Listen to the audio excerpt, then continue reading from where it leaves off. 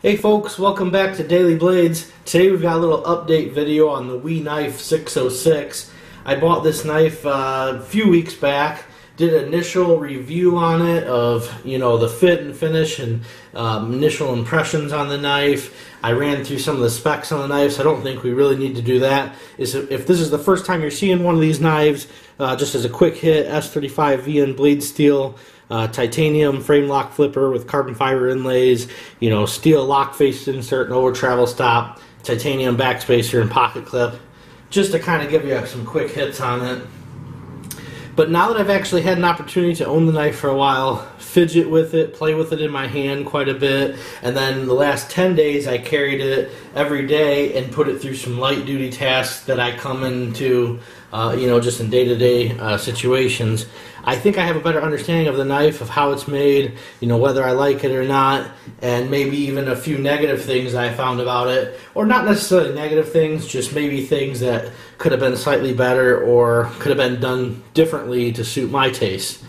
So let's go ahead and jump into it. One of the first things I want to talk about, which I didn't notice on my initial video, was that if you look at the lock bar side, you can see it has a pretty nice cutout in there, which actually will help with, weight and stuff. Not really a huge thing to not mention in the last video, but I figured it is worth noting. You can see on the other side it's a solid slab. But they did go ahead and do a little bit of material removal on that lock bar side. So that's cool, As far as the weight goes with the knife, it really hasn't been an issue for me. It is a knife that's very slim in profile as far as height goes, and the way they've got the pocket clip, pretty well centered. It carries pretty deep to the back of my pocket, so I didn't really notice it there. It didn't imprint funny or anything like that. There wasn't a lot of weight there, and as a matter of fact, when I would wear my khaki pants, I actually had to put my hand down a few times and make sure it was still there. I don't generally carry $300 knives, so part of that could have been because I was carrying something that I was a little bit more fearful of losing, that I wanted to be sure it was there. But the other part was that I honestly didn't feel it. It pretty much disappeared in the pocket. So that is definitely a plus in the fact that I didn't notice it was on my body.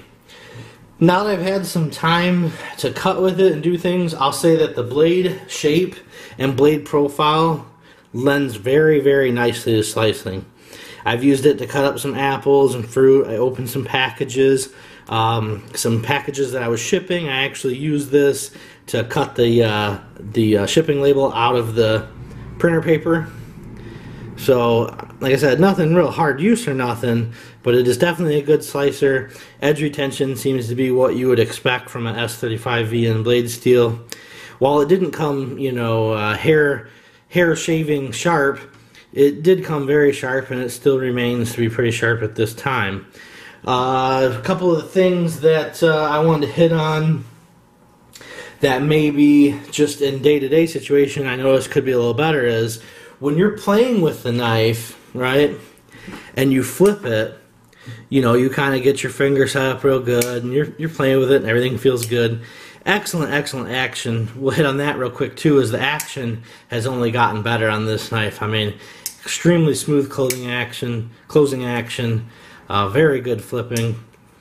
But if you look up on the thumb, the little flipper tab, see if we can get it to focus. Come on. You can see that there is jimping on there. And while it does go pretty close to the top, I noticed in a lot of real-world situations, when I would pull out of my pocket, I don't generally, take my time and figure out where I want my finger to rest. I just want to pull it out and flip it. So I end up coming off the top a lot, and just in regular use, pulling it out, going, okay, I'm going to cut this package open, I'm going to do this, do that. And I noticed it's actually a little slippery up there. So with that said, I would have liked to have seen that jimping carry all the way across the top and maybe end at this 90 degree here, or whatever you want to call that flat side. And I think then if I'm flipping just from grabbing from this point, it would offer a lot more traction.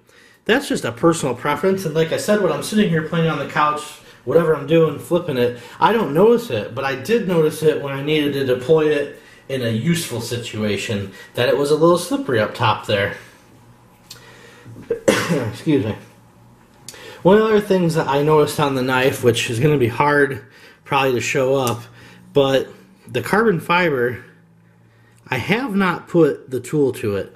I have not tried to disassemble the knife or anything like that, but if you look at the upper left hand corner or upper left of that rounded out countersunk hole, you can see I've actually developed a little bit of a chip or a crack in that carbon fiber.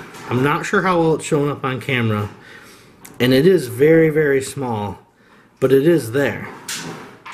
The other thing I noticed too with the carbon fiber is, while they did an excellent job of fitting it to the titanium, meaning that you barely feel the transition between the titanium to the carbon fiber, back here maybe a little bit, the carbon fiber is a little bit thin, but really one of the areas I have a problem with is not where the carbon fiber meets the handle on this side either, but the actual carbon fiber itself has, you know, probably less than a millimeter of a straight, a flat edge, and that flat edge, they didn't do a very good job rounding it, so it's actually kind of a sharp little edge, and I'm going to quit talking here and run my thumb across it and see if you can actually hear it. So it's not really a huge deal, and a little sanding block just to knock that down would do it, but I guess if you're paying $300 for something, the point between, you know, a $100 knife with these materials, you know, or you know, obviously a little bit more than that with these materials, but, you know, let's say a $150 knife with these materials and a $300 knife with these materials, what you're paying for is that better fit and finish and machining and stuff like that. So I'd like to see not such a sharp edge, and it is also on this side as well. It's not quite as sharp as it is on the inside edge, and I don't really notice it when I index it and use the knife, because obviously once you got a grip you're not really sliding around, but it's definitely there, so that's something I can easily remedy, so not a huge deal.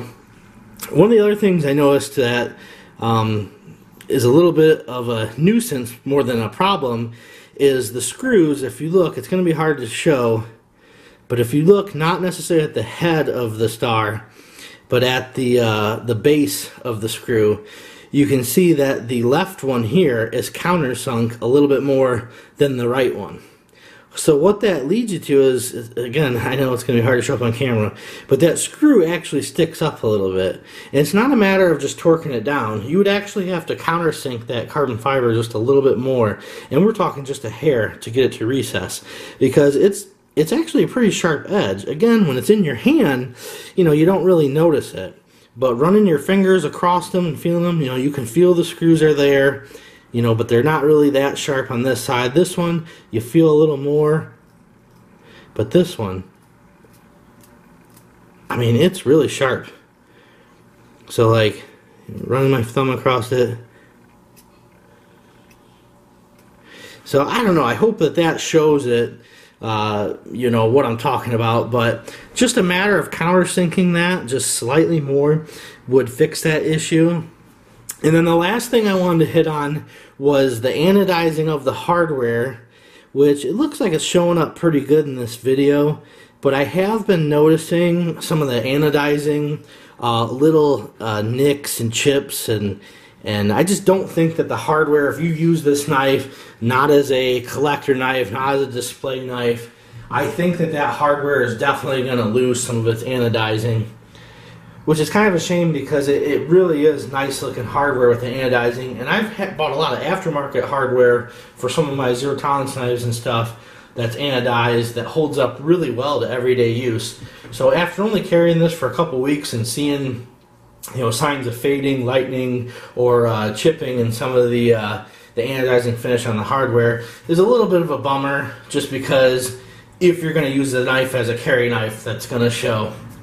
If I could go back and know that I'm going to use this knife as an everyday knife and put it through regular use, I probably would get the non-carbon fiber inlaid model, just because that's another feeling I have. You're going to develop pinholes in that carbon fiber. There's a chance it's going to crack more, fatigue, or show signs of stress in it. Like I said, I've only carried it for about 10 days, And you know, and I have not put the tool on there. So that is just a chip that has developed, you know, in the carbon fiber. While it's very, very minimal, who's to say that doesn't hairline out and continue to grow? And actually you can see a slight hole right there in the carbon fiber. And all carbon fiber is porous, and I've seen some knives where there's, you know, almost looks like Swiss cheese in the carbon fiber. It's just the grade of carbon fiber that they use or how it was cut, you know, and angled and sculpted. But yeah, so as far as the knife goes, I'm not going to knock the knife or say that I regret buying it, because the truth is that I love the looks of this knife. I love the action of the knife. I love the fast deployment. The action has actually only gotten smoother on them ceramic bearings as I've continued to flip the knife, you know, a few hundred times now. And the feel in the hand is very, very good on this knife. Not a huge knife by any means, so it's still something of a gentleman's carry. And it is also a knife that when I pull out to show it off with other you know, buddies and stuff that are into pocket knives, it's one that everybody wants to fondle and feel and check it out, just because it is unique looking and you can tell it's a cut above a lot of other, you know, pocket knives. So those small things that I have in this video that I touched on are not enough to make me not want this knife, or not even say that I wouldn't buy another one exactly like it. But I would say that if I was going to use it as a hard use, and I for sure wanted this 606 model, I would just get the solid titanium handles. I probably wouldn't get the carbon fiber.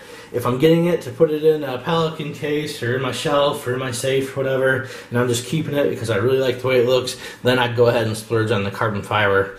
But yeah, so that's my update on the 606 knife. Still have yet to tear it apart, just been using it, carrying it, and get an idea of things I like and don't like about it. And really there isn't very much. None of those things are big major concerns. They're just small things that I noticed as I actually had more pocket time with the blade. Alright guys, I hope you enjoyed the update on the knife, and thanks for watching, and keep checking back for more content. Thanks, bye.